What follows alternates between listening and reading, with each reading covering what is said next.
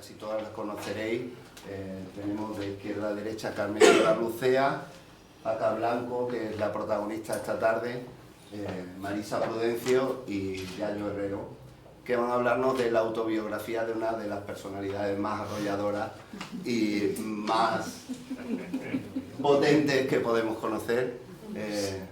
Se la quiere allá por donde va y también se la odia verbalmente, porque creo que es una de las mujeres que ha demostrado que la lucha pues tiene también efectos y que conseguimos, gracias a eso, también llevar a cabo. Yo tengo la suerte de compartir algunos espacios con ella y de trabajar, entonces es de las personas que te tira constantemente de la solapa y te dice esto hay que hacerlo casi por memoria, ¿vale? Bienvenidos a La Enredadera, bienvenidas, y espero que esta charla nos ayude a conocer nuestro pasado, a reivindicar nuestro presente también y a impulsar nuestro futuro. Nada más. Muchísimas gracias.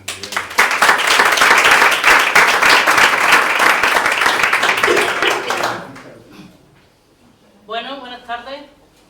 Antes que nada agradecerle a La Enredadera, por supuesto, pues el acogimiento y esas puertas abiertas que tiene para actos, actividades como esta, por ejemplo, que es la presentación del libro de Paca Blanco, La Brava.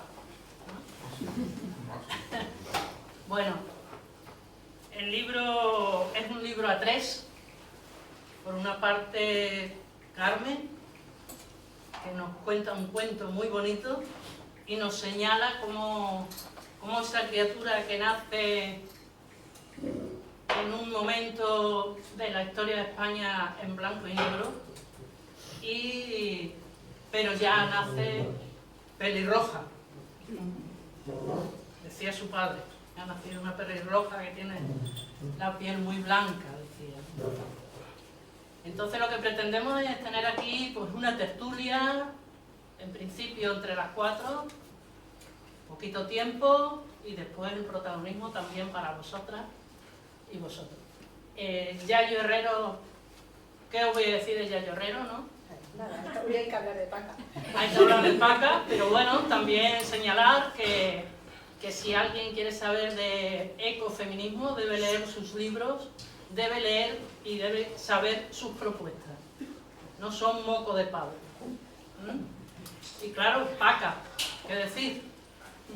Lo que dicen ellas en el libro y todo lo que todas sabemos. No hay una lucha en Extremadura, en Madrid o allí donde esté el cuerpo de Paca que no haya puesto ella precisamente el cuerpo en esa lucha, que es lo importante, poner el cuerpo en las luchas, creérnosla. Paca, además, hay una cosa que yo siempre digo, y es que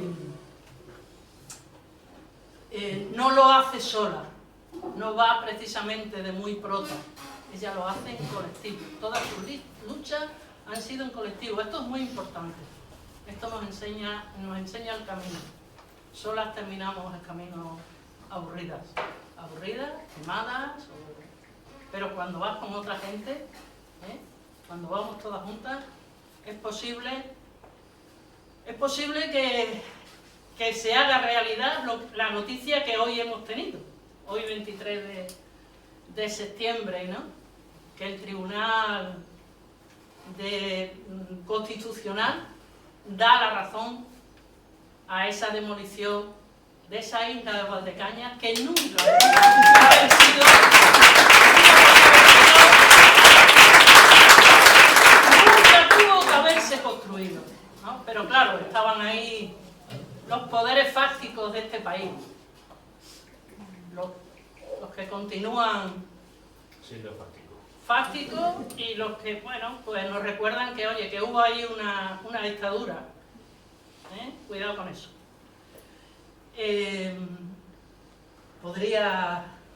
Tú que hablas de ella como pequeña, también decir una cosita solamente, ¿no? Y es que seguro que todas y todos los que estáis ahí sentados tenéis una historia que contar. Y sería bueno que se hiciera. ¿Por qué? Porque como decía Benito Pérez Galdós, sería más fácil luego para los historiadores, más fácil hubiera sido a él si hubiera tenido todas esas historias para poder hacer la historia que contó, porque Paca forma parte de la historia de este país. Si ella no escribe este libro, si ellas no nos regalan este libro, estoy segura, estoy muy segura que dentro de 200 años nadie hablará de ti. Solo se escribirán quienes escriben, o sea, solo se sabrá la historia de los que la escriben. ¿Quiénes los escriben? Los poderosos. Y siempre aquí. Cuéntanos algo de ese cuento que inicia con la vida de Piros. Lo primero, dar las gracias a Jara por la portada maravillosa.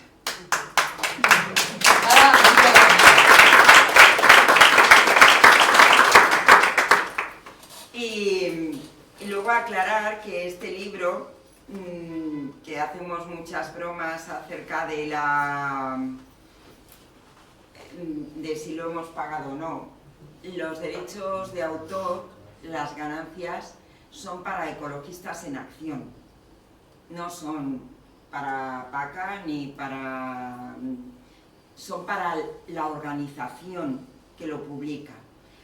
Y esa organización es amable con los colectivos y cuando lo compráis ahora contribuye a pagar el alquiler de este local, ¿vale? O sea que no... bromeamos mucho, pero después surge la maledicencia y queremos prevenir, porque ya yo no, pero yo llegué a Paca y me venía muy mal recomendada. A mí me dijeron no te juntes con ella porque es una persona mandona, avariciosa y manipuladora. Lo que pasa es que... Mandona sí. Porque siempre tiene que haber una pequeña verdad para que te tragues toda la mentira. El libro inicia con el prólogo de Yayo Herrero, que es a quien le tenemos que dar las gracias de que el libro exista. Porque Paca y yo hemos trabajado en este libro 7 años. Pero no nos decidíamos. Ya veis que nos hemos reído porque Paca es mandona. Pues la que puso orden fue Yayo, con mucha dulzura, pero nos encerró una semana y salió esto. Pero el cuento que da inicio, no os lo voy a leer completo porque tampoco se trata de eso. Pero la primera idea no era que Paca escribiera el libro, sino que lo escribiera alguien porque ella no se atrevía. Porque las personas tenemos muchas caras. Y podemos plantarle cara a los poderosos y luego decir es que yo no sé escribir. Cosa que queda demostrado que no es cierto porque al final el libro lo ha escrito Paca. Pero el primer cuento, yo escribo relato breve, sí se ha quedado. Y dice así. Yo tenía 18 años cuando la conocí, a Nati, en la ronda de Segovia número 45. Dicen de mí que era un joven guapetón, pelirrojo y resuelto. Supongo que fue eso lo que le llamó la atención. Eso y mi capacidad de hablar sin límites. Nos conocimos en el tiempo del Frente Popular y yo andaba dilucidando si para arreglar el mundo era mejor ser comunista, socialista o anarcosindicalista. Matices en realidad que no hacen que te desvíes demasiado del lugar en el que quieres estar. Por eso celebré como el que más el triunfo del 16 de febrero, aunque aún no tenía derecho a votar. Y por eso Tras el fracaso en julio de la sublevación militar del 36, con 19 años, me uní al ejército para defender el gobierno legal. Soy de Madrid de toda la vida.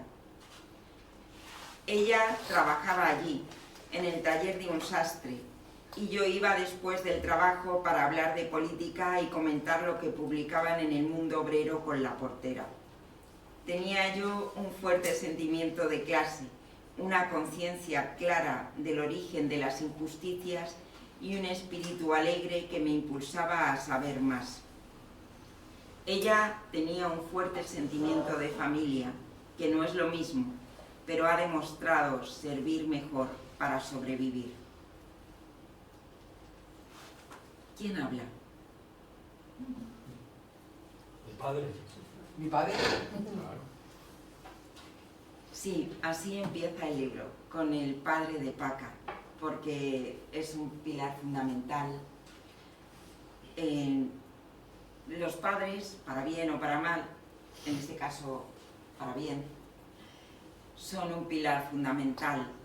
Y el padre de Paca era una persona con una cultura tremenda y con una pedagogía que todavía hoy no alcanzamos, ni en las escuelas ni en las familias.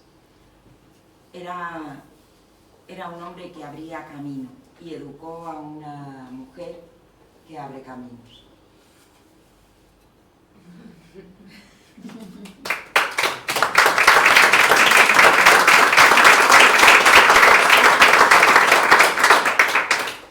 Ahí podemos ver la infancia, ¿no? Y después Yayo nos habla también muy bien de su juventud, y sobre todo del protectorado de la mujer. El patronato, protección, protectorado, ¿no? O sea, lo digo con ironía.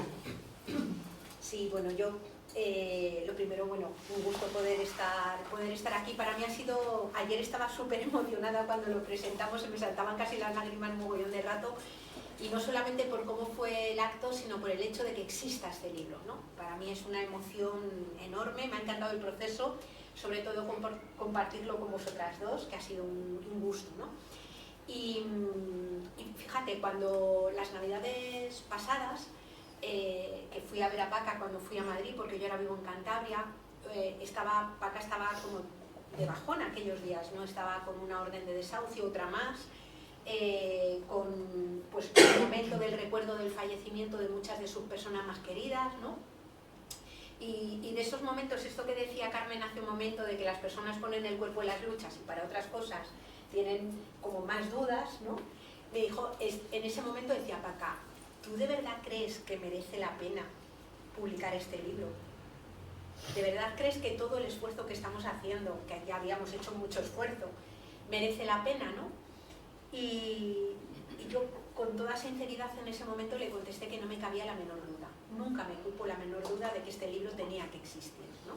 Y mucho por lo que estaba diciendo Marisa, ¿no? Este libro es un libro que es un trozo de la historia de este país, es decir, desde los inicios del golpe franquista, los años de dictadura, lo que se ha llamado transición y los momentos de las luchas actuales, ¿no? A través de los ojos de una persona que no es la persona que suele escribir los libros de historia. Es decir, tenemos montones de libros de historia escritos por gente que lo hace muy sesudamente, que tiene un montón de formaciones de todo tipo, y aquí quien escribe la historia es una mujer que tiene una enorme formación, pero como ella dice, en la Universidad de la Calle, en la Universidad de los Movimientos Sociales, ¿no? Y es una historia brutal, es una historia que yo creo que merece enormemente la pena leer, ¿no? Paca lo escribió además con la fuerza que tiene ella, es un libro que tiene una narrativa que en realidad recoge mucho de su oralidad, o sea, es muy se lee casi de continuo, es como si no pudieras dejar de leerlo, ¿no? Y empieza con su nacimiento como hija de Rojo, condenado a muerte, al que le conmutan la pena por trabajos forzados en un colegio de monjas que recoge Carmen en su cuento algunos episodios terribles, ¿no? Pero luego hay una cosa muy importante, que es que Paca, por rebelde, termina en el Patronato de Protección de la Mujer, que era la institución franquista de represión a las mujeres y a las niñas que se consideraban o descarriadas o rebeldes, o que simplemente habían sufrido atropellos en su propia familia, ¿no? Niñas que habían sido violadas por su padre o abusadas y que terminaban encerradas en unas instituciones que fueron unas instituciones de represión y de ejercicio de violencia contra las mujeres brutal durante la dictadura, muy poco conocida y solamente recientemente denunciada y puesta en los medios de comunicación para el conocimiento de todos y todas, ¿no? Y hay que decir que Paca ahí ya apunta maneras, ¿no? Si rebelde era antes, y que protagoniza alguna de las fugas más increíbles que os vais a encontrar en el relato, ¿no? Es decir, ríete tú de la fuga de Alcatraz y de son espectaculares las fugas de Paca del Patronato y lo que pasa entre fuga y nueva detención y reclusión, ¿no? Después del paso por el Patronato, una de las fugas, uno de los escapes que Paca tiene del Patronato es casarse con un individuo que resulta ser delincuente, atracador, maltratador, ¿no? Y Paca continúa escapando, haciendo de la escapada un ejercicio de resistencia y un ejercicio de rebeldía, ¿no? Yo creo que esto es una cosa súper importante del libro. La historia de Paca es una historia de poner en marcha cosas. Una de las cosas que más me llamó la atención cuando tuvimos el relato completo es ver cómo Paca ha trabajado como una bestia, en un ciclo constante de poner en marcha algo, construirlo, hacer que funcione y posteriormente tener que desmontarlo o querer desmontarlo simplemente. Bueno, no quiero desvelar mucha cosa, pero hay algunas. O sea, este libro tiene trozos que te meas de la risa, porque dices, Paca, hija. Tiene trozos que lloras a moco tendido, porque hay historias que son las historias del desgarro, ¿no? Del desgarro, del dolor más profundo, de la injusticia más tremenda, ¿no? Y emocionan enormemente. Y es una historia de alguien que ha pasado, es decir, que ha participado en el movimiento de ocupación de pueblos, por ejemplo, y construcción de pueblos autogestionados en Navarra y Aragón, sobre todo Navarra, ¿no? Que ha vivido en el País Vasco, que ha vivido en Canarias, que ha vivido, sabéis bien, en Extremadura, que ha vivido en montones de lugares y que en todos ellos se ha metido hasta las trancas, hasta aquí, en todo lo que se movía, ¿no? Es una vida del compromiso, es una vida del arraigo, es una vida de pisar cualquier charco y no dejar ninguno sin estar presente en él, ¿no? Y es una vida, yo creo que tiene un enorme interés esta biografía, porque es una historia de una mujer con un brutal compromiso político, en el que el compromiso político y la militancia va a la par y a la vez que el trabajo cotidiano por la supervivencia, por la comida, por la vivienda, por la supervivencia de sus hijos e hijas, ¿no? Y a mí esto me parece que es como tremendo, ¿no? El cómo se compagina a la vez una militancia con una generosidad brutal y un ejercicio, digamos, de la supervivencia cotidiana, ¿no? A mí me parece que lo que dijo Marisa está muy reflejado en el libro, es decir, la historia de Paca es una historia de lo colectivo, es decir, Paca aprende de un montón de personas, de movimientos sociales que están alrededor, se conecta con la gente, da ayuda y ofrece ayuda, pero también la sabe aceptar cuando la necesita, que siempre para algunas personas es mucho más fácil dar que aceptar en momentos determinados. Eso también lo sabe hacer y aparece en el libro. Y yo solamente quería terminar diciendo que a mí de este libro me emociona mucho, lo decía ayer también, todos vosotros y vosotras también conocisteis a Fernando, ¿no? Paca, cuando habla de Fernando, dice que son sus pies y sus manos. A mí me encanta cómo lo plantea, cómo está Fernando desde que aparece con todos sus altibajos, como en cualquier relación larga con altibajos, ¿no? Y con esta historia preciosa de la boda a la que fuimos muchas personas, ¿no? Que fue en plena pandemia con mascarillas, un día que diluvió, un día que el novio llegó malito, la novia llegó en silla de ruedas y milagrosamente acabamos todos bailando como si fuera un milagro de estos bíblicos, levántate y anda, ¿no? O sea, aparece todo esto en el libro, ¿no? Y por eso yo creo que merece mucho la pena leerlo. Y merece mucho la pena pasárselo a mucha gente. Yo creo que es un libro que parece casi más, en la parte de Paca, un guión de película que probablemente mucha gente en los institutos, mucha gente en las escuelas, mucha gente en los movimientos sociales pueden aprender un montón sobre la historia de este país, las cosas que se han vivido y se han de vivir en este país, lo que cuesta sacar cosas adelante. Aparece, como no puede ser de otra manera, muchas luchas concretas, y aparece la de la Marina Isla de Valdecañas. Hoy hemos tenido un nuevo episodio, en este caso gozoso de esa lucha, y que muestra pues, que todas ellas son ciclos y que las cosas nunca empiezan ni terminan finalmente, sino que el futuro que deseamos se alcanza en un presente continuo y muy esforzado, ¿no? Y bueno, esto quería comentar, sí, sobre eso. Muy bien.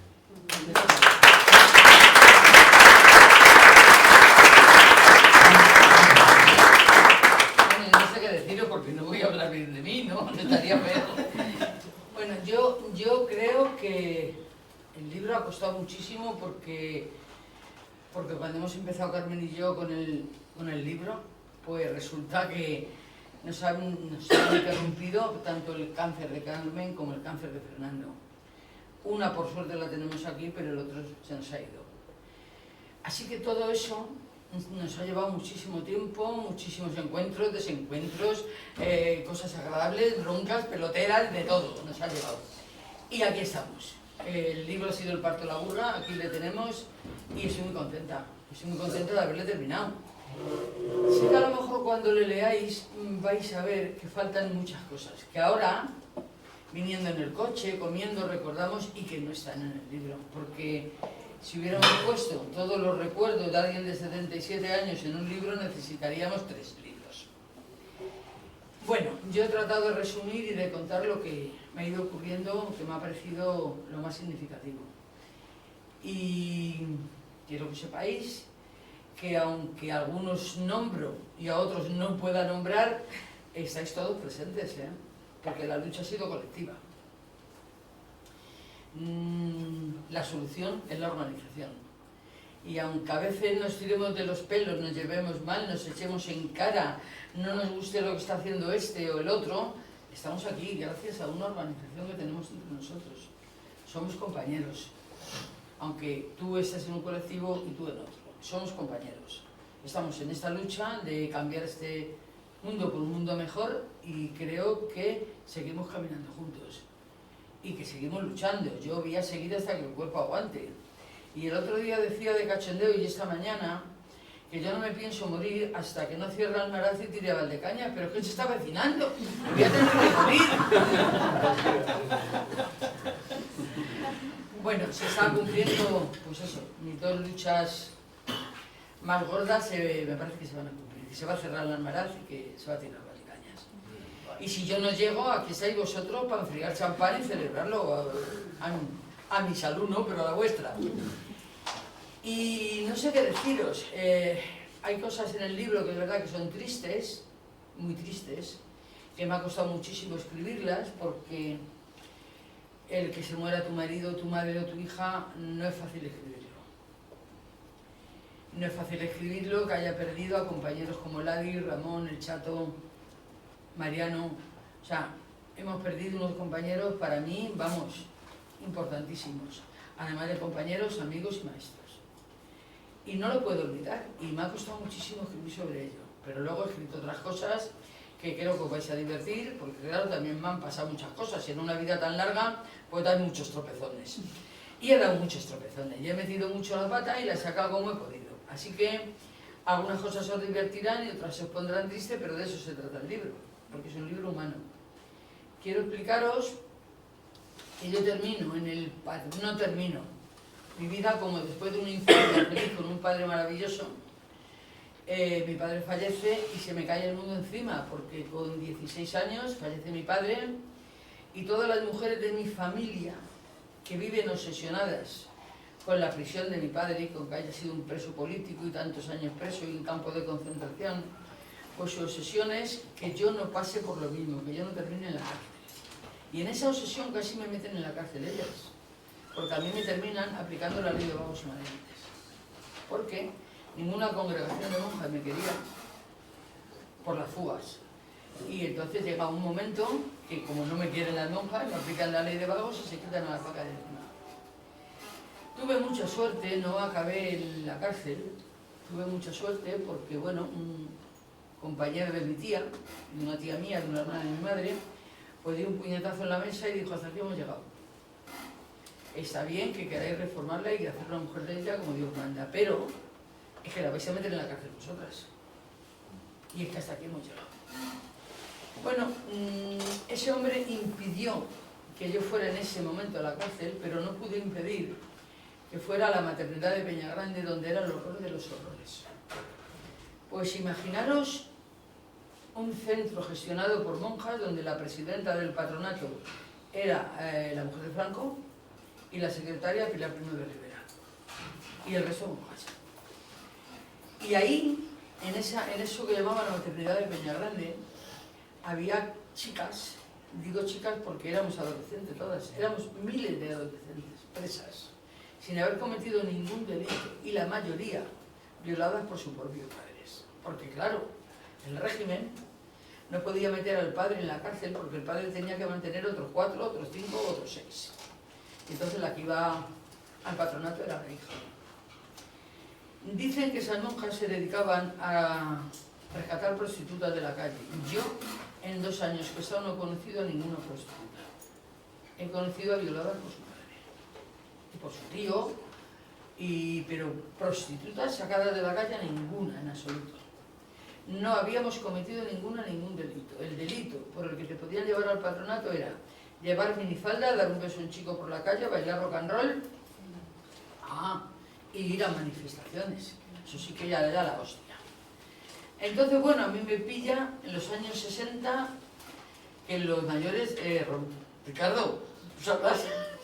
Los mayores nos pilló los años 60, sobre todo el 68, pues con una transición política sangrienta, una revolución musical tremenda y las hormonas revueltas.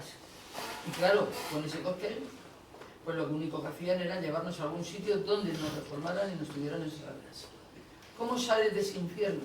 Solo había una manera, y era casándote o metiéndote monja. No me imagináis salir de monja, ¿verdad? Bueno, te hemos visto vestida, ¿eh? De capuchina. Sí, ahí está en el libro, la foto. Y bueno, pues me busco un marido rápidamente. Tengo que buscar un marido rápidamente para salir de ese infierno. Pero de ese infierno no sales. El régimen lo tenía muy bien montado, pero muy bien. Y no sales de ahí. No sales de ahí porque en Peñagrande lo que teníamos eran niños, era una maternidad de adolescentes. Muertas de miedo. Es que no puedo explicar lo que se sentía allí. Eran un montón de adolescentes embarazadas o con niños, todo el día llorando, cuando no se te acercaba una veterana y te decía: llevas 7 días llorando, no llores ni uno más, porque te llevan al manicomio de Cienfuegos y te dan el estocho. O sea, hasta 7 días te dejaban llorar las monjas. El octavo no. Cosas como esa, el miedo constante de decir se le pone malo el niño o la niña, no puede subir a la enfermería porque ya no baja. Se les morían a los niños, a las monjas los niños. Y nunca vimos un cuerpo de un niño muerto, jamás. Sí hemos visto a niños que se los llevaban familias de régimen, que venían a por ellos. Entonces, bueno, después de todas las barbaridades que nos han hecho y que nos han hecho pasar, yo del resto de los reformatorios me fugué con fugas espectaculares, esta película, pero esta vez me tenía que fugar embarazada, responsable de lo que venía, y me buscó un marido. Y me busco un marido deprisa y corriendo como nos le buscábamos todas, ¿sabes? Entonces, bueno, pues yo me casé con un atracador de banco de mi barrio, que acababa de salir del penal de Ocaña, y me salí de Málaga para meterme en Malagón. ¿Qué pasó? Pues cada año tenía 3 niñas con 21 años atada la pata a la cama y con alguna paliza diaria. También me escapé de aquello. Pero todo el libro es un libro de fugas, constantemente fugándome de lo que me estaba reprimiendo. Me he metido en todos los charcos que he visto injustos, claro. Porque según vas viviendo, te va haciendo falta trabajo, te va haciendo falta vivienda, te va haciendo falta un montón de cosas. Que te vas metiendo porque no eres tú sola la que lo necesita. Es un montón de gente lo que necesita lo mismo que tú. Y en vez de quedarme llorando, pues me ha dado por decir eso, hay que peleárselo y a la calle. Y me lo he peleado. Pero he pagado consecuencias, muchas consecuencias. Las pago a gusto, ¿eh? No os vayáis a pensar que me arrepiento absolutamente de nada de lo que he hecho. Tanto lo bueno como lo malo lo he vivido y lo he escrito. Ya está. Y hasta aquí he llegado. Y he llegado por una cosa que ha dicho Marisa y que sabéis ya yo y Carmen y muchos de vosotros, porque sí que me he organizado, sí que tenía unas ideas políticas, porque mi padre era rojo y era político y me lo ha transmitido. Y lo que no ha podido terminar él, no lo voy a terminar yo, pero sí que lo he seguido, porque hemos luchado por lo mismo, por tener un mundo mejor para todos. La cuestión, pues, que no sé si lo voy a conseguir. Yo creo que tal y como va avanzando esto no lo voy a conseguir, pero lo estoy intentando. O sea, no me voy a rendir. Yo voy a estar peleando hasta que el cuerpo aguante. Y no sé, ya voy a terminar y preguntarme lo que queráis.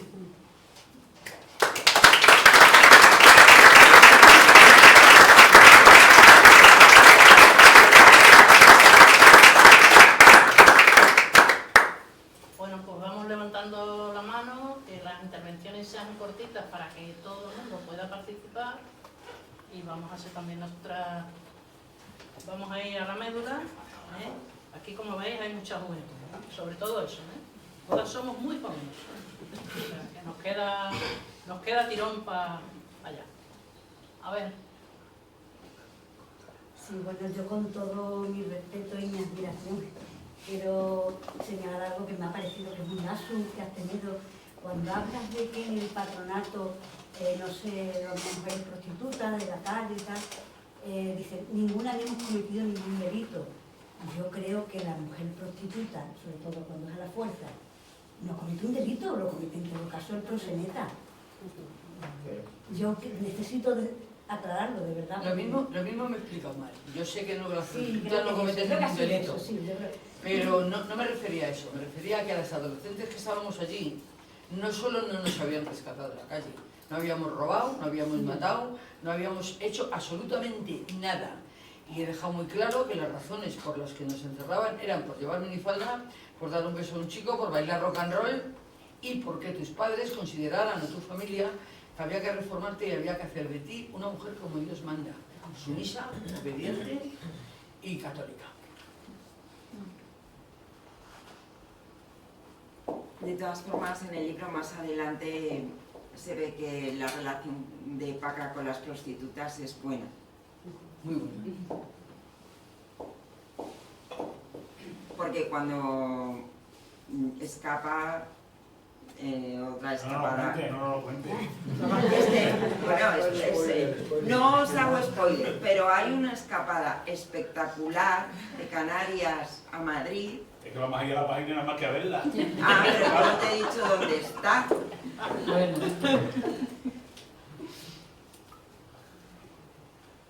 ¿No hay ninguna pregunta más? Yo sí os diría que... Aquí el Rafita, está con la mano levantada. Nah, una pregunta no, pues simplemente que estoy deseando leerme el libro desde que vi que salió, que hemos vivido muchas aventuras juntos, sobre todo las partes en las que más nos hemos reído, por suerte, lo que ha sido las de tal, y la verdad es que no sé ni qué decir cuál de todas las aventuras que hemos vivido. Pero bueno, ahora que hoy está lo de Valdecañas, hay que decir aquel día que acampamos en Valdecañas, cuando todavía era una isla, cuando todavía era una isla, que era una península, y había unos señores bailando y cantando para espantar las aves, aquello todo muy estrambótico y muy tal, pero bueno, es una de las anécdotas que hemos vivido y que espero que con lo de Valdecañas pues nos haga justicia. Eso lo vamos a ver tirado, Rafa, te lo digo yo. Mira, ayer, en la presentación de ayer fue premonitoria. Alguien, no sé quién, preguntó por Valdecañas, ¿verdad? Y estaba Nino, el último, en un rincón para que no se le viera. Y dije, vamos a ver, si aquí tiene opinión alguien de si vamos a ganar o no vamos a ganar, es aquel señor, el último de la fila, que está allí escondido. Y sonó una voz, esto lo vamos a ganar. Y le dije, ¿ves? Y ahora me acaba de poner en el móvil. Ya te lo dije ayer.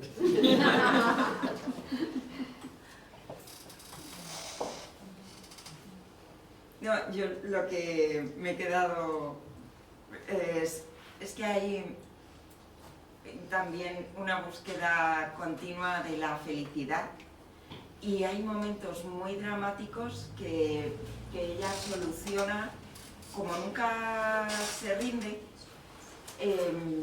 Estoy pensando en la enfermedad de tu hija, Jayo. No quiero ver eso. Bueno. Pero no lo soluciona entrando en la tristeza y dándose por vencida, sino en una búsqueda de cómo vivir mejor ese momento. Y es una parte triste, es de esas partes para llorar, pero también está llena de poesía. Yo quería decir que a mí el relato que hace Paca de su propia vida me parece un relato muy honesto.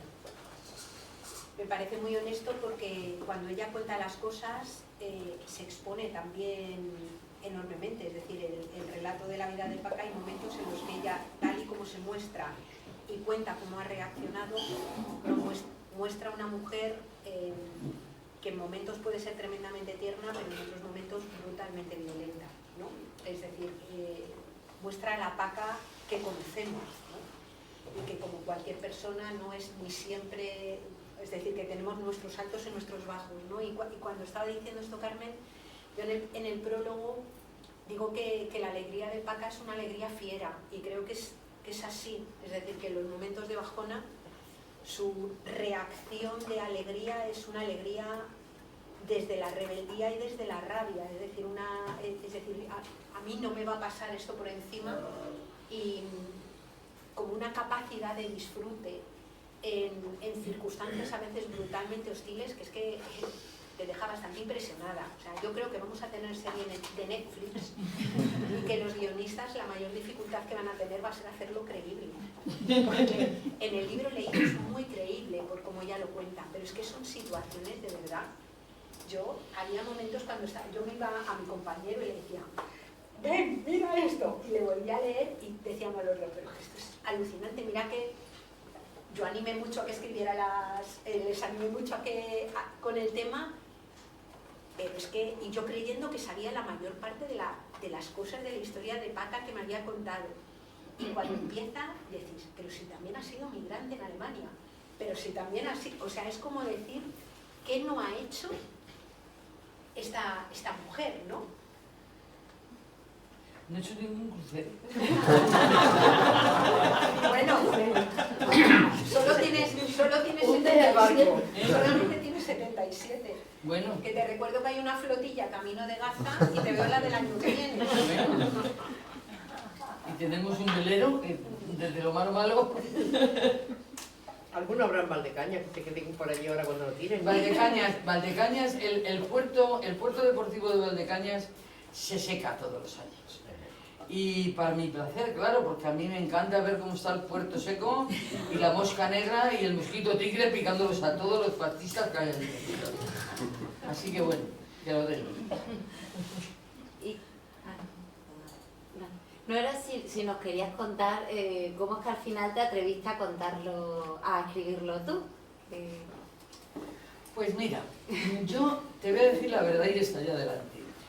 Ha escrito muchísimo, muchísimo Carmen, muchísimo. Pero a mí me encanta cómo escribe Carmen, pero no le estaba dando a la Paca una Paca. Le estaba dando una especie de heroína que no soy yo. Yo soy más golfa, más sinvergüenza y más pícara que lo que Carmen estaba escribiendo, ¿verdad? Y yo le decía, ya yo, si es que escribe muy bien, pero es que no le está dando, es que le está poniendo muy dulce, y yo de dulce Pues como que no, ¿no? O sea, yo sé que si Carmen sigue escribiendo y vais a decir, ¡qué lianta! No es así. Bueno, entonces el cuento le ha salido maravilloso porque el cuento es la vida de mi padre y cómo, o sea, mi infancia de pequeña. Y como habla de una niña pequeña y de una familia en un Madrid castizo, rojeras y tal, pues ha quedado un cuento muy bonito, la verdad. Pero luego ya en la adolescencia, el punto golfera de barrio bajera que soy, pues Carmen no me veía así. Y bueno, pues entre las tres, hablando entre las tres, decidimos, pues yo hago esto y tú haces el resto, y ya está. Y así ha sido. Y tengo que deciros una cosa más. También fue porque murió Fernando. Y me encontré en una situación muy mal. Y no me apetecía que la gente me viera llorar. Entonces me fui a mi caravana, debajo de mi árbol, a lamerme mis heridas y a escribir mi libro.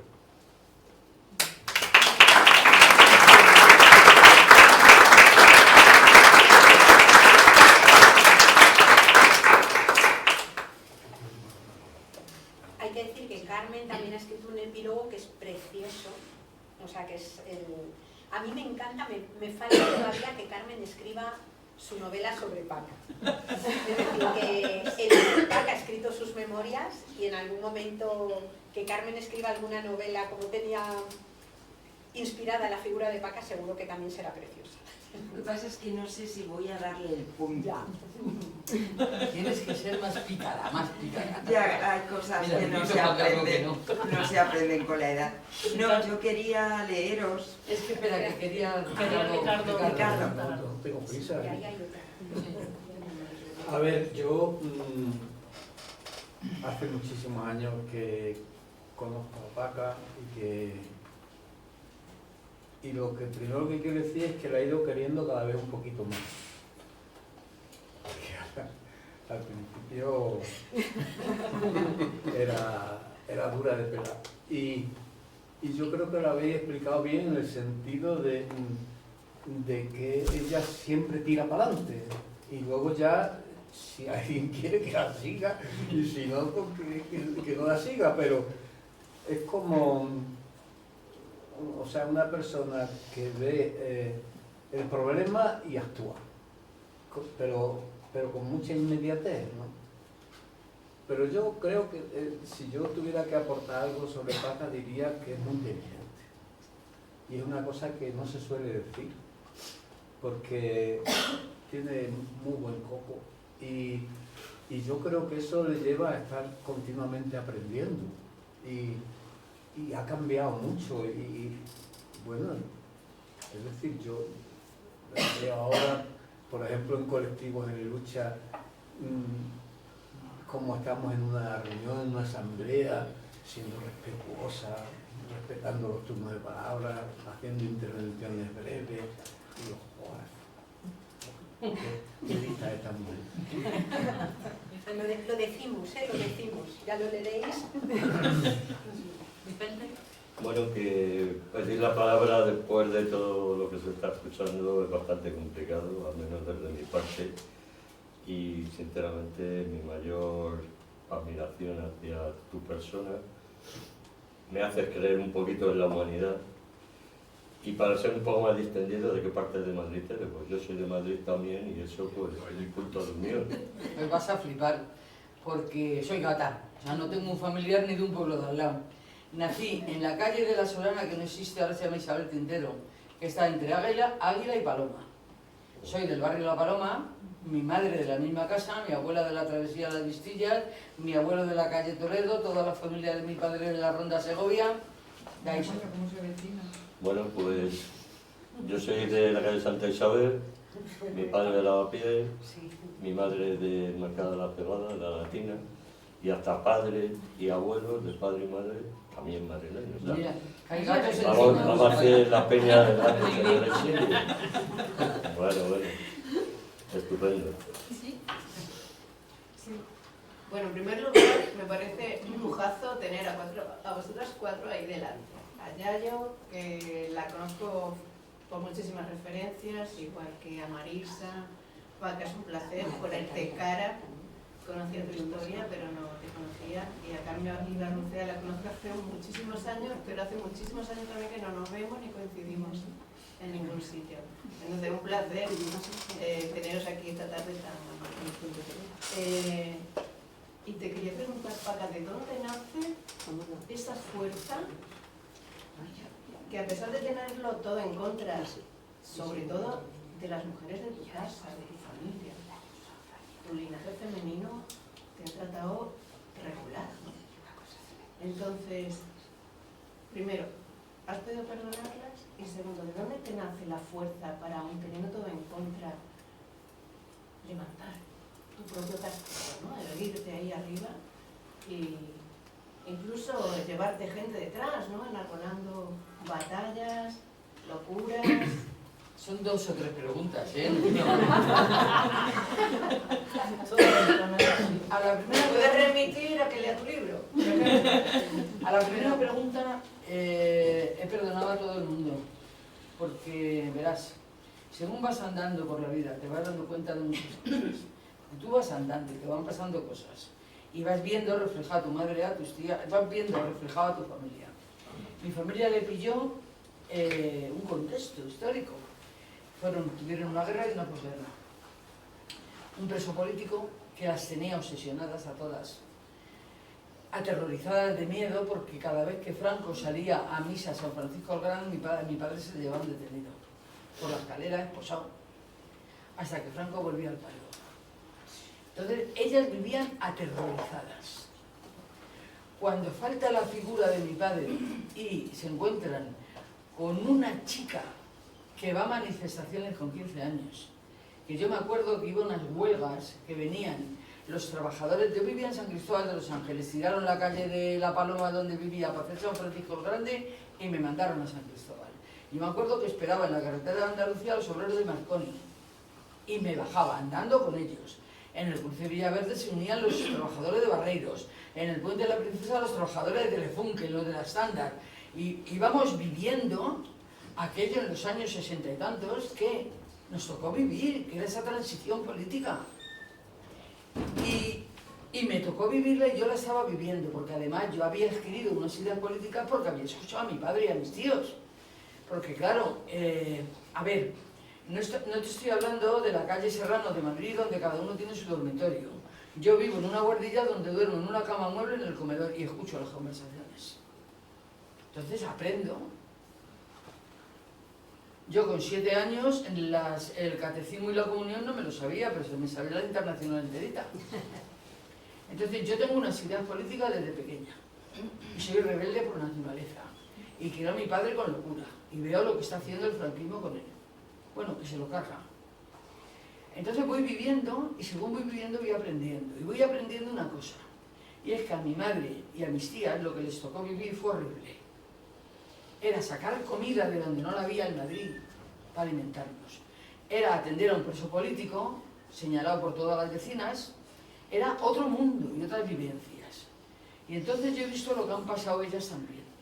Estaban horrorizadas con que yo pudiera salir otra presa política. Y llevaba todo el camino, ¿eh? Entonces, eso y el engaño que había con que me iban a reformar, me iban a dar unos estudios, iba a salir hecha una mujer de demanda de un colegio, que no era un colegio, era un reformatorio, pero las engañaron. Y las hicieron pasar muchísimo, lo pasaron con mi padre, luego lo pasaron conmigo, porque yo en el fondo estaba presa. Y cuando salgo de todo esto, quizás salgo con una hija, porque de todo esto follón del patronato, me quedo preñada y tengo una niña, y toda la lucha que empieza es porque no me quiten la niña, porque el patronato te quita los hijos y los da. Pues en esa lucha donde las mujeres de mi familia dijeron, la niña no se la llevan, ya le han hecho bastante daño, y hasta aquí, y hasta ahí llegamos. Entonces yo luego las vi, cómo me caso con un maltratador, tengo 3 niñas con 21 años, y cómo a mí no me falta de nada, con mi madre y mis tías. O sea, ¿cómo no las voy a perdonar? Si ellas me están demostrando que me quieren, que han metido la pata pensando que me iban a reformar, y luego se están desbordando conmigo para que a mis hijas no las falte de nada. Yo no tengo ningún rencor a nadie. Hemos vivido cada una de nosotras lo que nos ha tocado vivir. Pero yo las he querido muchísimo. Y mi madre no se ha muerto en una residencia, se ha muerto en mi casa. Mi madre ya decía, si no puedes con ella, únete a ella. Muy bien. Muchas gracias. Ramón. Bueno, yo suscribo las palabras de Ricardo y que cada vez se te quiere más y tenemos mucho cariño, pero también tengo que decir que hemos discutido muchas veces. A mí por lo menos me ha sacado de quicio muchas veces. Hemos acabado discutiendo, pero luego al final nos hemos comido sus tortillas y hemos hecho las paces, ¿no? Entonces eso también lo quiero subrayar también lo que ha dicho Ricardo. Y luego yo te quiero hacer una pregunta. En algún momento, a pesar de toda esa fuerza, todo ese ímpetu que tienes, ¿ha habido alguna de las luchas en las que has estado que has dicho, por aquí es complicado, es difícil? ¿O has tenido alguna vez, no miedo, sino decir, ostras, me la juego? Sé que ha habido muchas historias, ¿no? ¿En algún momento se te ha pasado por la cabeza abandonar? Yo sé que no, pero ¿o has tenido alguna duda? Porque claro, han ido muchas veces a por ti, han ido a machacarte, a fastidiarte, a joderte, ¿no? Entonces, quería preguntarte si has dudado o has tenido, porque somos humanos, ¿no? Lógicamente, ¿no? Sí, has tenido... Humanos somos todos, y miedo tenemos todos. De hecho, claro que han ido por mí, como que casi muero como Juana de Arco en El Gordo. A ver, coge el molotov. Sí, es que yo no quería decir nada por si está en el libro. No, bueno, pero que es verdad que dudas y que tienes miedo y que dices, hostias, que me la estoy jugando y que encima estos cabrones me están poniendo verde, que estoy luchando por lo de todos, todo eso te pasa por la cabeza. Pero te voy a halagar, Ramón, pero no estaba sola. Estabas tú, estaba Tomás, estaba Yayo, estabais todos. Que a una llamada de Paca ibais, no me habéis fallado nunca. Entonces, eso no sé si es importante para los demás, para mí sí. Hemos hecho grupo, hemos hecho camaradería, hemos hecho amistad y hemos estado juntos siempre. Y no me habéis dejado tirada, ¿vale? Entonces yo eso también lo tengo en cuenta, que no he estado sola nunca, que era lo que decía Marisa, que hemos estado, si no organizados con una organización estatutaria, sí hemos estado de corazón en todas las peleas, las luchas y luego la patatera y las cañas, claro. Lo que no sé cómo te libraste de los mafiosos de la nuclear. No me he librado todavía, ¿eh? Bueno, sí, tú ya lo entiendes. Ya, pero no me he librado. Sí. Bueno, es verdad que tienes un carácter a veces un poco sofocante. Pero yo desde el principio me caíste en puta madre, pero es verdad que hay gente, a ti o se te quiere o se te detesta. Lo que pasa es que luego hay gente que con el tiempo te va queriendo. Poco a poco, pues si no puedes con ella, únete a ella. Es verdad que tú siempre das esa imagen de mujer fuerte, empoderada, tirando para adelante como sea, y te pones la careta en los momentos íntimos duros, te pones la careta de no quiero que nadie, no sé, como por instinto de supervivencia, lo que sea. Y en las luchas nunca has tirado la toalla, yo nunca te he visto tirar la toalla, pero yo, las veces que te he visto más frágil, es cuando te has llevado decepciones. ¿Cuándo? Cuando te has llevado decepciones de los tuyos. Ah, claro. No los enemigos de política, de esto, pero cuando alguno de los tuyos te ha decepcionado, ahí sí que te he visto yo algún momento frágil. Es que duele. Sí. Las traiciones y los desengaños duelen a todo el mundo. A todo el mundo. A mí también. No sé si en el libro están reflejados o no, o has pasado de puntillas por esos temas, porque bueno, tampoco... He contado algunas, pero no todas. No todas, ¿no? No se trataba de amargarnos la vida, se trataba de leer una historia. ¿Has contado cuando tuviste que salir de Estella para Madrid? Sí. Sí, claro. Cuando la suicidio. Sí, porque eso no creo que se nos olvida a ninguno de los Claro, que suicidio estamos. claro. Eso no se nos olvida, además le nombro siempre. Ayer le nombré y ahora mismo le nombro. Yo, para mí, Ladislau Martínez era mi amigo, mi maestro. No, pero es que aquella vez, como dice Ana, te vi yo también muy... Hombre, claro, eso no, pero yo no le refería a eso. No. Hombre, Pedro, es que si estás en una asamblea contento con todo el mundo y te dan una noticia de que hemos perdido a Ladis, para mí fue un mazazo. O sea, yo me derrumbé, claro. Me derrumbé, pero me fui a Madrid a verlo. Sí, sí. Bueno, yo no quiero que nos olvidemos. Aquí alguna batalla sí que hemos ganado y no hemos hablado esta tarde de ella. Venga. Muchas. No podemos olvidar la refinería. La refinería, ¿no? Porque siempre estamos en lo que hemos perdido, pero o en lo que todavía no hemos ganado, ¿no? Pero y ahí también ahí estuvimos todas. Ahí estuvimos todas. Por ahí veo una mano, preguntan. Oye, yo te conocí en estos últimos tiempos y a mí que me... Habla un poco más alto porque además de viejas sordas. Vale, que yo te he conocido en los últimos años y a mí lo único que me transmite es ternura, fíjate tú. Mira, para que tú veas. Yo no trato mucho contigo porque si yo ya Ramón. Entonces solo hago de escuchar La Braga, ¿no? En el título lo pone, Sí. La Braga. Bueno, Y mi no la he visto pregunta todavía. es para ti o para quien te conoce. Si en vez de Paca fueras Paco, ¿se te estaría diciendo tanto esa bravura? ¿O me estoy perdiendo de verdad que eras brava, incomodando? ¿O es más porque no cumple, igual que en el patronato, el perfil de mujer que se espera de una señora de 70 y tantos? A mí es que todavía tengo esa pregunta. Bueno, la brava viene de cuando soy joven, del barrio, porque vivo en un barrio problemático, periférico de Madrid, que bueno, no sé si alguno habéis vivido, pero los barrios periféricos de Madrid fueron en los años 60 muy problemáticos y muy duros. Y bueno, yo vivo en un barrio y soy una barriobajera, nunca... Y con orgullo, soy una barriobajera con orgullo. Entonces, en esos barrios tenías que defender y saber vivir y que no te hicieran daño. Y bueno, pues yo creo que aprendí a vivir en la calle y aprendí a vivir en ese barrio y los jóvenes del barrio me empezaron a llamar la brava. Cuando se entera Yayo, la gusta. Porque yo le dije, a mí no me gusta mucho que me lo pongas, y sí, pues tampoco me importa. O sea, que era el apodo del barrio. Era el apodo del barrio. De su adolescencia. Es que hay una parte muy chula en el libro en donde habla de todo, yo he sido de las cosas así que más he aprendido, que habla de todo lo que fue todo el fenómeno de las bandas y de las bandas en los barrios de la periferia madrileña. En un momento histórico, en esos barrios bajos, donde la delincuencia, la insurgencia política y la desobediencia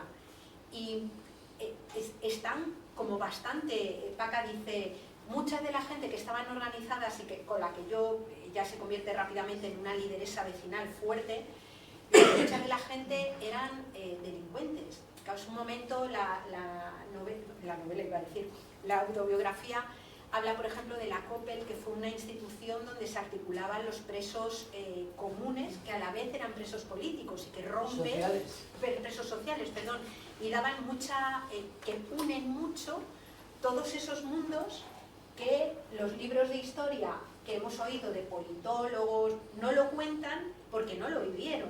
Entonces, ese mundo es brutal. Y el papel de Paca en ese momento es un papel muy excepcional porque eran muy pocas las chicas tan jóvenes, o casi ninguna, las chicas tan jóvenes que estaban en medio de aquella revolución musical, que bailaban, que hacían activismo político, que se sabían desenvolver en ese entorno objetivamente peligroso e inseguro, ¿no? Y es brutal todo a mí me impresionó muchísimo. Bueno, lo que quiero decir también es que al igual que nos pasa ahora con los colectivos, pasaba entonces. Claro. O sea, el peligro no le teníamos las 4 chicas que estábamos dentro, lo tenían las chicas de fuera, Claro. que serían las que atacaran, a nosotras no. Y ahora nos pasa lo mismo, o sea, ahora mismo estamos haciendo esto, lo otro, ¿qué riesgo corremos? Bueno, estamos corriendo un riesgo, pero estamos muy arropados y muy organizados, o sea, no os confundáis. Pues con aquellas bandas pasaba lo mismo. Es cierto que éramos muy pocas las chicas, pero esas chicas estábamos muy mimadas y muy consideradas. Éramos compañeras. Compañeras de lucha, compañeras de manifa, compañeras de calle, compañeras de todo. Y yo la verdad es que me he venido a las 2, a las 3, a las 4 de la mañana al barrio Y a mí no me ha hecho nadie nunca nada. Pero ni en ese barrio ni en ninguno. O sea, a mí no me han asaltado, no me han violado, nada. Mira, no he ido con miedo. Pero entonces me da la razón que no era porque fueras la brava, es porque te habían puesto en tu sitio, ¿no? A ver, que yo sé lo que tú quieres sacarme, pero no me lo vas a sacar. Porque yo no voy a hablar tan bien de mí como para decir, yo soy una estrella y por eso me lo he puesto. No, a ver, yo he hecho lo que he podido, me he defendido. Cada día he aprendido a saber moverme, tanto en la calle como en un colectivo, como en una asociación de vecinos, como en una ocupación, como donde he entrado, he aprendido a ver cómo me podía mover. Como cuando me han llevado a los reformatorios, yo no me he puesto a llorar para que me llevaran a un psiquiátrico. No he llorado, no he hecho una lágrima, y si la he hecho no me ha visto nadie. Lo que sí que he hecho es poner el pie dentro y empezar a ver por dónde me voy. Esa era mi obsesión, marcharme. Entonces cada uno hemos hecho dentro de nuestro corazoncito lo que hemos podido y lo que hemos aprendido. Yo he aprendido a sobrevivir, soy una superviviente. Yo te voy a decir una cosa, yo sí he tenido mucho miedo, yo soy de Marqués de Vadillo. ¿De? Marqués de Vadillo. De Marqués de Vadillo, sí. Y sí que me han pasado cosas y he pasado mucho miedo. Mucho miedo. Yo tenía mi madre también murió muy joven, en mi caso fue mi madre. Yo te estoy hablando de los 70, 74, y yo hice el bachillerato nocturno, y ese es un ejemplo, pero me ha pasado más. Y una noche corriendo porque venía un tío detrás de mí con un coche, y menos mal que mi padre tenía una tienda aquí en el barrio, era muy conocido, y llamé a una casa y me abrieron y me conocían, pero el tío me quería coger, y de esas he tenido, y yo no sé si tú recordarás que ir en el metro en Madrid en aquella época, te tocaban todo y encima no dijeras nada porque te decían que la ruta eras tú. Bueno, yo ahí te voy a decir yo sí he tenido que yo lo he vivido, pero a lo mejor no como tú, porque yo estaba más dentro que fuera. Entonces, he tenido más cara de pilla, de sinvergüenza, ¿no? He ido vestida en plan macarra. Entonces los tíos sobones, babosos y arrastrados se iban a las chicas más inofensivas. Yo cuando se me acercaban ya miraba con cara de ¿a ti qué te pasa? Y había no sé. Pero ¿por qué eras así? Porque yo también llevaba mini y todo el rollo, pero bueno, me pues pasaba. es que no lo sé. Yo lo que te quiero decir es que no me ha pasado. No me ha pasado porque pues que he sido, yo me consideraba callejera, o sea que no, y no me ha dado miedo, no me ha dado miedo. Yo tengo muchas anécdotas de ese tipo. Claro, me han pasado cosas, claro, pero creo que las he afrontado porque no he tenido ese miedo, o porque me he considerado que estaba muy protegida por detrás. Por los golfos, los delincuentes del barrio, me querían muchísimo, Yo llegaba a un bar donde eran todos ladrones y delincuentes y les decía, oye, que traigo estos carteles para pegarme, tenéis que echar una mano. Y me ayudaban a pegar carteles. Y me he ido con dos prostitutas de la calle La Montera que paraban en ese bar a dar panfletos a la fábrica de barreiros, de coches. Y me han ayudado a dar panfletos. O sea, que como me he movido en su mundo, también tenía, es que todo tiene que ver con lo que cuento en el libro. O sea, yo estoy casada con un delincuente famoso, ¿vale? Soy la mujer de, y aunque el tío era un hijo puta, el resto tenían un cuidadito porque tenían un código de honor que hoy no existe. Pero entre delincuentes en aquella época había un código, y era la mujer de. Y desde jovencita, que no era la mujer de, y luego la mujer de, pues siempre me he sentido arropada y protegida, siempre. Nunca me he sentido sola ni asustada, nunca. Yo tenía mucho miedo, además mi padre me decía, de Oporto para arriba ni se te ocurra. De Marqués de Vadillo hacia el Puente Toledo todo lo que quieras, pero de Oporto para arriba ni se te ocurra. Que porque si Hombre, no porque de Oporto para arriba estaba Pan Bendito y era un terrible Pan Bendito. Sí.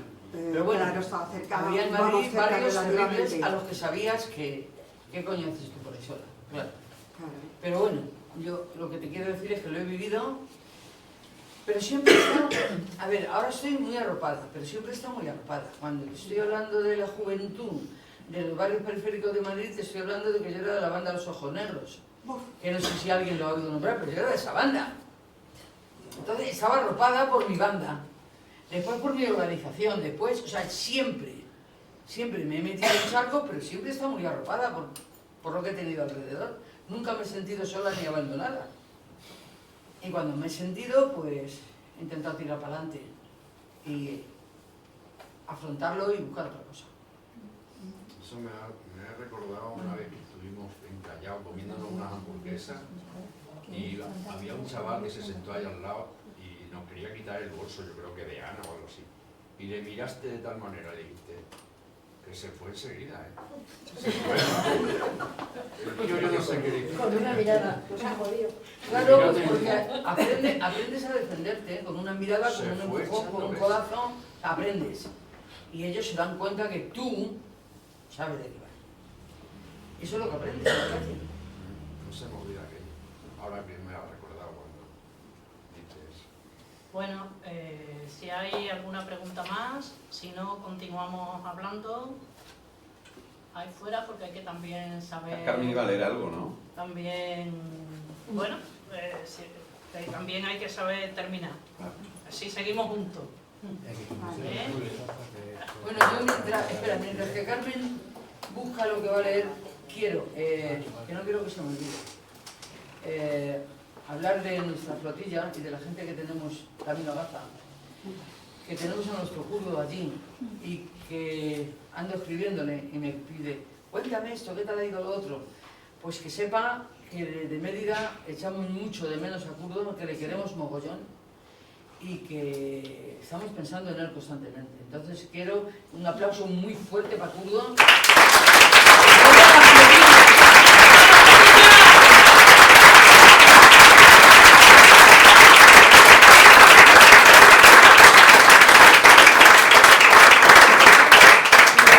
Especialmente a Jara, no solo la portada, colega, sino toda la guerra que te hemos dado con quita, pon, arregla, déjalo, quítalo. Que muchísimas gracias, Jara. Que tú me llevas dando guerra desde que soy chica, o sea que...